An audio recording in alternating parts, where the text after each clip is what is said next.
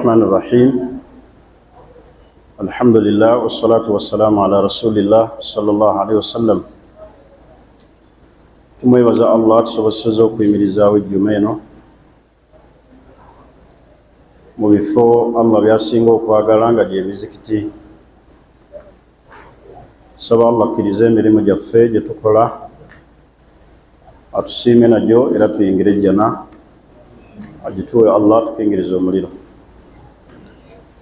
Kyokubiri, njagala kwebaza mukadde wange, musomesa wange, sheekhe wange, Sheikh Shafii Songolo olw'okubakwata obulungi, kubanga ffe twasomera eno Jinja ate gye twakulira oli ku Kakirungi ate ne tusomera eno. Kale bw'abakoba nti tuli basoga baki beene tegerekise. So mukama wange ssebo nkwebaza n'okutukkiriza okujjako wano okubeera wamu mu darusu eno ey'ekitiibwa. Ebigambo byange bijja kuba bitonotono. Ekisookera ddala kubakubiriza kwenywereza ku ddiini ya Busiraamu, agyenywerezaako ddala n'agisoma n'agitegeera tamenyeka. Abantu bamenyeka nnyo olw'obutamanya, ate abantu bangi tebaagala kwejjako butakola ki? Butamanya. Naye kkiriza otegeere nti tomanyi osobole okuyiga. Nabbi sallallahu alayhi wasallam yagamba nti rahimallahu muri'i, Allah asaasira omuntu oba asaasira omuntu arafa kadara nafsihi, amanya waakola ki? Waakoma. Buli w'onoomanya nti tomanyi, kigenda kukuyamba okuva ku ddaala kw'oli ogende mu kunoonya okumanya. Ensonga ey'okubiri, ekigambo kya la ilaha illallah shahada tukisome nnyo tukitegeera amakulu. Fahadhihi alkalima hiya miftaahu saada, ekigambo ekyo mwe muli ekisumuluzo eky'okwesiima fi dunya wal akhira, kuno ku nsi ne ku akhira. Ekikwasa ennaku, mulimu n'abasiraamu abatamanyi kukyatula, oba ntegerekisi, mulimu n'abasiraamu nga lafubuha, ekigambo ekyo kyennyini okukyatula obwatuzi ku lulimi nga tetumanyi kukyatula. Ashhadu an la ilaha illallah, abamu nga bwe bakyatula nga kyagaana okunywera ku luki? Ku lulimi. Tukiyige lafubuha, enjatula yaakyo, maanaha, amakulu agakirimu gategeeza nti la ma'budun bihaqqin illa Allah, teri yasinzibwa mu butuufu okuggyako Allah, n'otasinza birala. Kirina empagi kwe kitudde bbiri, nafyun wa ithbaatu, okunyweza ng'onywezaawo Allah, wa nafyun n'okugjawo ebisinzibwa ebitali ani? Ebitali Allah. Kyetuva tugamba nti la ilaha illa Allah. La ilaha y'empagi esooka ya nafyu, ojjawo n'otayimirizaawo byonna bisinzibwa, n'onyweza n'oga illa Allah, okuggyako Allah. Kirina shuruutu kukitambulira, nga ne sharutu esookera ddala al ilmu bimaanaha, okumanya amakulu gaakyo agakirimu. Nabbi sallallahu alayhi wasallam yagamba nti man kaana akhiru kalamihi fi dunya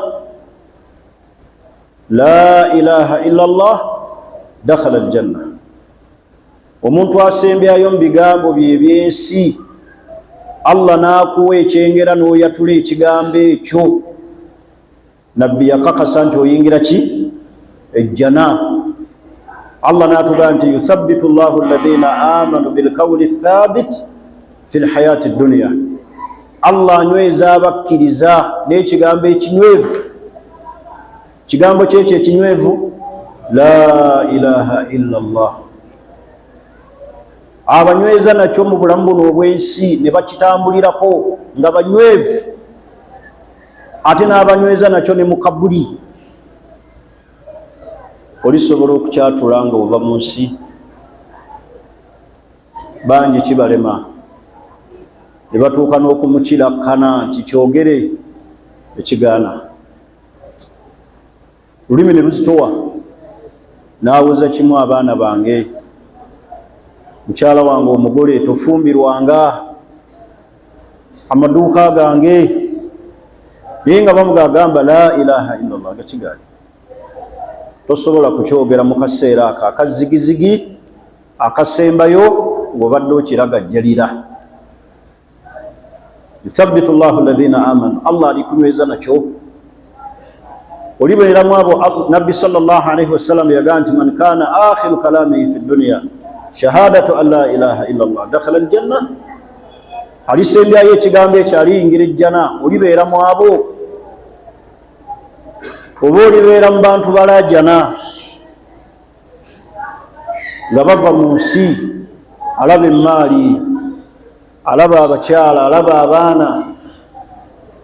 Kigambo ekyo kikulu era Allah atunyweza nakyo bw'ofa nakyo ne mu kabuli. Mu bibuuzo ebisatu eby'omu kabuli, ekibuuzo ekigenda okubeera nga kikubuuzibwa man rabbuk. Naye lwaki obeera ku nsi kuno ng'ekigambo ekyo tokitwala ng'ekiki ng'ekikulu? Sanga abasiraamu bangi nga n'ekigambo ekyo okukyatula tamanyi. La ilaha illallah, la ilaha illallah. Naye nga ne ku lulimi tekikola ki? Kigambo kiga nti la ilaha illallah, la ilaha illallah. Naye abantu batuuka la ilaha illallah, illallah. Kikorereko okitegeera amakulu agakirimu. Bw'omala okutegeera amakulu agakirimu, tewaliyo kikwetaagisa genda mu masaŋŋanzira ne weeyambula, kubanga okirina. Tekikwetaagisa kunaaba munnyo, kunoonya mikisa mu munnyo. Ekigambo ekyo buli w'oba nakyo kizito, kubanga kyekimbiddeko eggulu n'ensi.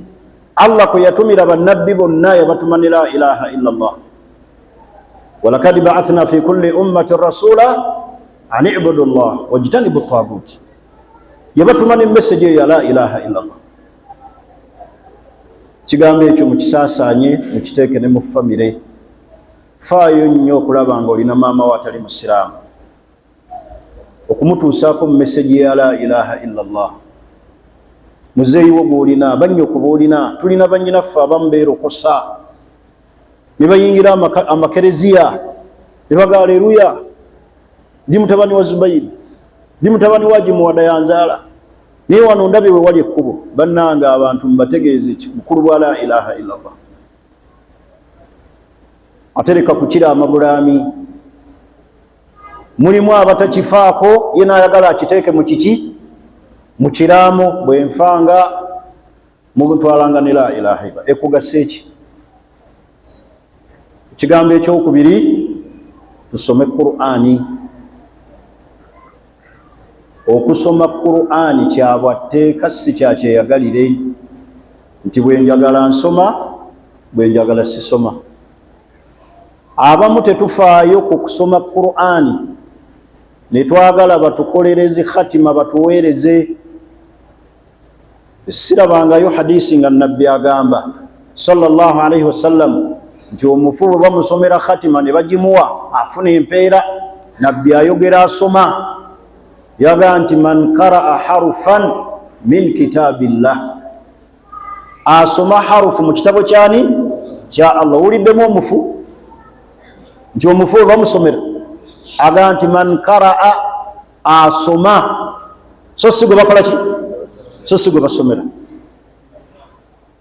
Owangaala otya mu nsi muno nga tomanyi kusoma Qur'ani ate ng'ebirala byonna obifaako oyagala kubiyiga, byonna ebirala oyagala obiyiga ebyensi. Osumulula essimu buli kapeesa n'okasuula wali n'ogizaawo. Kompyuta osobola ogisumula yonna n'ogiyiwa wali n'ogizaawo. Emmotoka yonna ogiyiwa yingini n'ogizaawo. Naye we bituuka ku Qur'ani nti amaaso tegakola ki? Manafu tegalaba. Ffe taata yatukotoggera, tetwafuna mukisa gusoma busiraamu. Bwemuba temwafuna mukisa obusiraamu ne buba nga bwavaawo. Waliwo emyaka egitasoma busiraamu gyegiri. Basahaba abasinga basiramuka baki? Bakulu. Naye basoma obuki? Obusiraamu. Ffe tulinda ki obutasoma busiraamu bwaffe? N'ekitabo Allah kye yatussiza Qur'ani n'obeera nga gwe okiraba bulabi, obikkula bubikuza empapula, ate mugenda ne mufuna basseeka babasomesa irimu ebanafuya nagaa kuzimu ku ibaada ennene kutunula mu Qur'ani obutunuzi bwoti. Obanga atunudde ku Kaaba akali nayo n'owangaalira mu kugitunulako obutunuzi obikkula bubikuzi lupapula. Olowooza bamalayika bawandiika, ogitunulako obutunuzi. Basseeka babasomera irimu ebanafuya. Oli watunula obutunuzi mu Qur'ani kuva ku peegi paka ku peegi, akati bambi naawe n'osigaza ogwo n'ogitunuulira. Olumala ogimalako bambi ogitunuulira n'ogiteeka mu kifuba. Kati ogyagalamu ki? Oba kubanga ogyagala walitaddeyo amaki? Amaanyi n'ogisoma. Banayi ndi ku nsonga ezituleetera okwesiima ku dunia ne ku akhira. Ngambye ekisookera ddala shahada. Ekyokubiri kusoma ki? Qur'ani mwemuli emikisa. Aslul baraka fil Qur'ani, ensibuko y'emikisa Qur'ani. Aslu saada fil Qur'ani, ensibuko y'okwesiima Qur'ani. Wa aslu ilmu fil Qur'ani, ensibuko ya irimu yonna eri mu Qur'ani. Tewaliwo walala wogenda kufuna irimu etali ki? Etali Qur'ani. Some Qur'ani. Nigwe n'obeera owangadde mu busiraamu ekitabo kya Allah tomanyi kukisoma, wabula oli awo bubeezi, naye ng'ate ebirala obitaddeko amaki? Amaanyi. Webatuuka okusaaza magaribi awo buli omu n'amagamba gaani? Sheeka otewali hafizu. Naye zuhuli mwenna mugiyiikiriza kubanga ebeera mukaki? Mukasirise. Tusome Qur'ani tugiyige, ate tusomese n'abaki? N'abaana baffe bonna abawala n'ab'obuki. Muyigirize abaana Qur'ani ebakuuma, mubayigirize Qur'ani. Khairukum man ta'allama al-Qur'ana wa 'allamahu. Abasinga obulungi mummwe yeyigiriza Qur'ani n'agiyigiriza abaki? Abalala. Ensonga endala erimu okwesiima ma'rifatullahi jalla jalaaluhu bitawhidihi wa asma'ihi, kwe kumanya Allah mu kumwawula n'otegeera amannya ge n'ebitendo Allah bye yeetenda nabyo. Kivolaba Ibnul Qayyim alayhi rahmatullah yagaa nti alladhatu atamma, obuwoomerevu obulimu obujjuvu obusinga n'omubisi ogw'enjuki, walfarahu wassurur, n'essanyu ery'oku ntikko, wa tibul aish, n'empangaalo ennungi n'ogaa nti oyo ali mu bulamu bulungi, wannaim innama huwa fi ma'rifatillah, kiri mu kutegeera Allah. Wa hadha wajibu, kutegeera Allah kyaki? Kyatteeka. N'otegeera amannya ge gategeeza ki? Amakulu agagalimu. so sikkeera bukeezi gayimba ku makya arrahman jalla jalaalu arrahim jalla jalaalu naye nga tomanyi kyekitegeeza. bwomala okutegeera nti arrahmani allah ye muki ye musaasizi, lwaki tosaba allah akusaasire? lwaki obusaasizi obunoonya awalala? arrahman arrahim wakisa allah, almaliku lquddus ye mufuzi allah yatukula, talina kimutendebwa allah nekirimu bukendeevu. taqaddasa asma'uhu, amanya ge gonna allah matukuvu, ate allah kyeyeyita akiri, byetweyita tetubiri.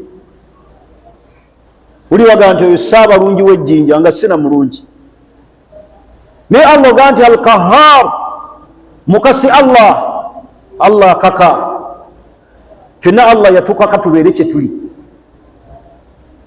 allah yatukako okubeera kyetuli, si ggwe yasalawo allah obeere omuntu. abakubanga allah yasalawo n'akukako obeere ekisolo era kyewalibadde,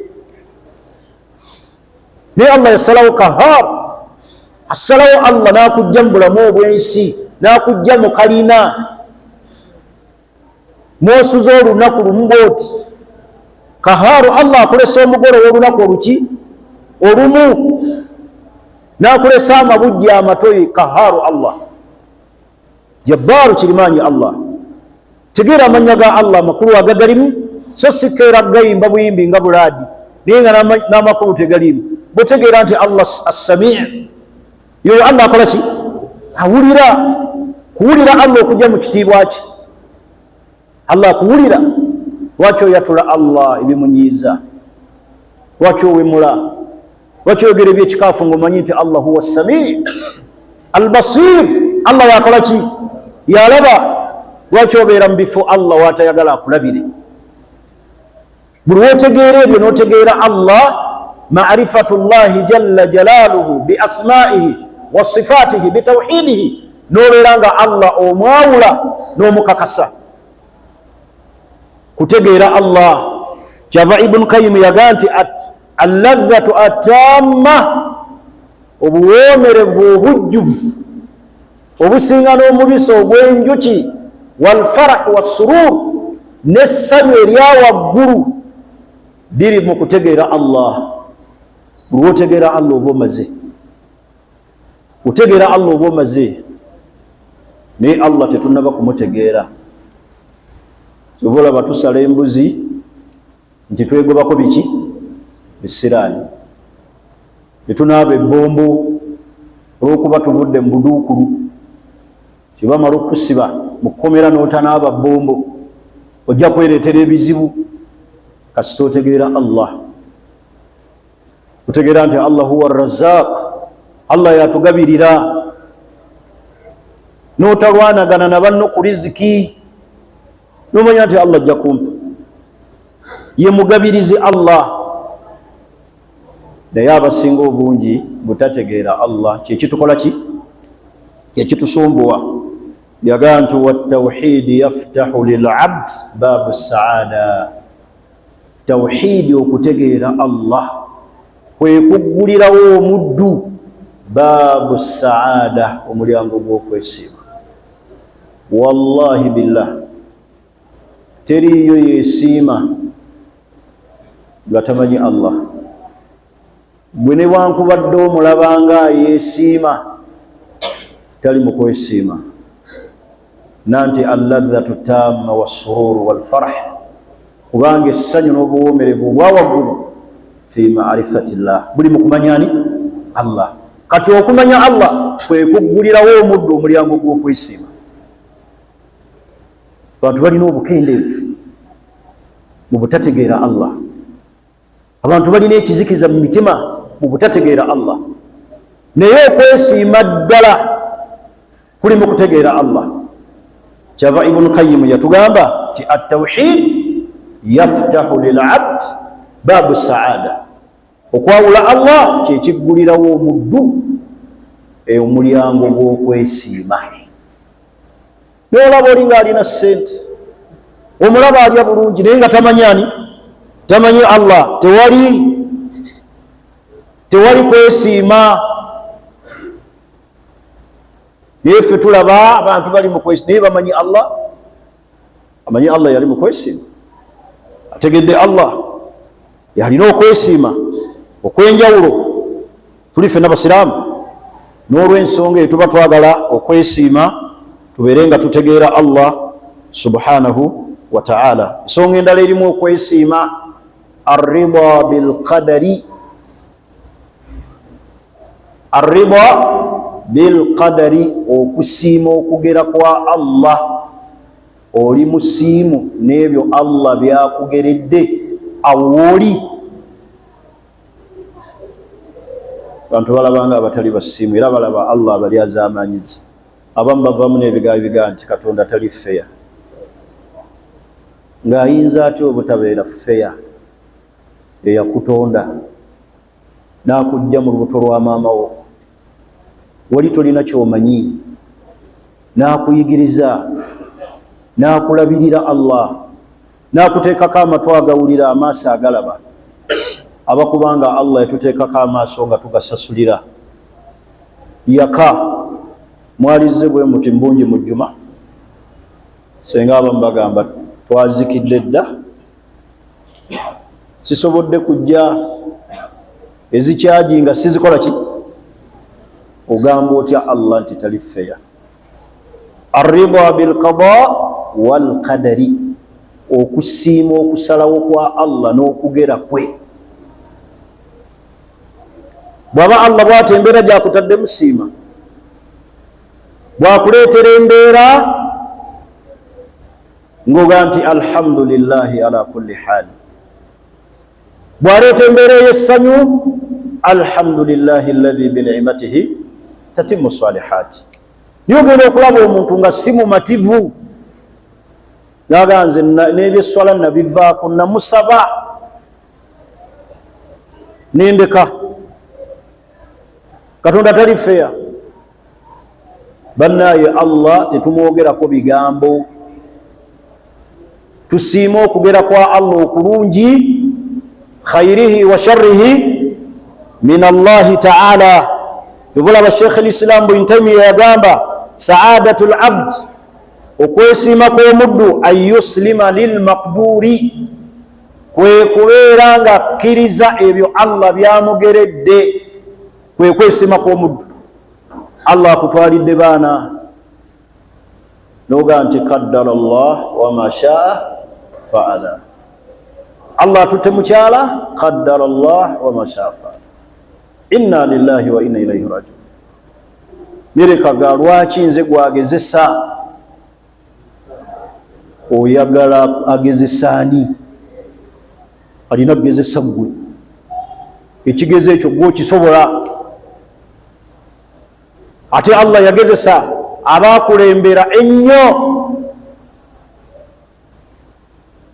Allah kyava tugamba mu Qur'ani ekitiibwa, ahasiba an-naasa an yutraku an yaqulu amanna wa hum la yuftanun. Baagala boogere bwogezi bantu nti bakkiriza nga tebagezesebwa. Allah kyava agamba nti walaqad fatanna alladhina min qablihim, twagezesa abaabakulembera, abaabasookawo Allah yabagezesa nnyo. Fe Allah talina kyatugezesezza kubali Allah be yabagezesa. Naye arrida biqada'i llahi wal qadari, okusiima okugera kwa Allah. Ensonga gye njagala okusembyayo gye tulina okubeera nga twekwatako mu kwesiima, bwe tuba twagala twesiime, at-tawba wal inabatu ila Allah. Bannange okwenenya okudda eri Allah subhanahu wa ta'ala. Essaawa yonna Allah tumusinkana, naye amazambi ge tulina tugenenyezza, kubanga okufa tekulaganyisa muntu. Bamalayika buli kiseera batukyekingako mu mayumba gaffe. Weetegese, weenenyezza, tawuba ogikola oba oli mu kujjuza mugugu gwa mazambi. Bw'oba oyagala okwesiima ku duniya ne ku akhira, weenenye, kubanga amazambi gakosa ne ibaada ze tukola. Amazambi gatunafuya ne ku ibaada ne zitulema. Era mu bimu ebitulemesa ne ibaada ez'ekiro, salatu tahajjud, kwetaba mazambi. Bani Israila Allah yali abawa ebyengera, we bajemera Allah ebyengera ebyo Allah n'abibajjako.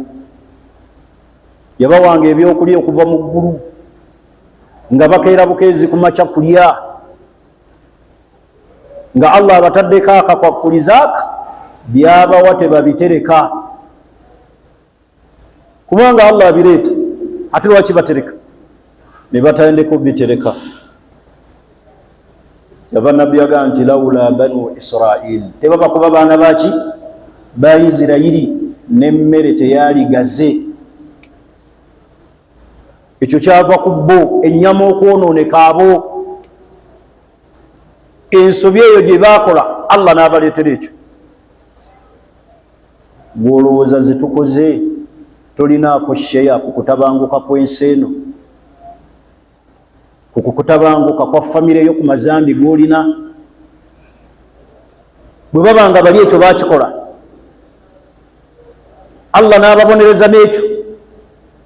Ffe tukoze bimeka ebitasobola kuvaako buzibu eno ensi nga bwe mugiraba olwaleero? Weeweddemu baraka, baraka ziwedde mu nsi, baraka ziwedde mu maka, baraka ziwedde mu baana, baraka ziwedde mu buli kintu kyonna, lwa nsobi zaffe. Naye ekisobola okututeeka mu kwesiima kukola ki? Kwenenya. Mu bimu ebitakeereyosebwa kwe kwenenyakwo eri Allah. N'olw'ensonga emukkirize kome wano. Allah tusinkanye omulundi ogujja.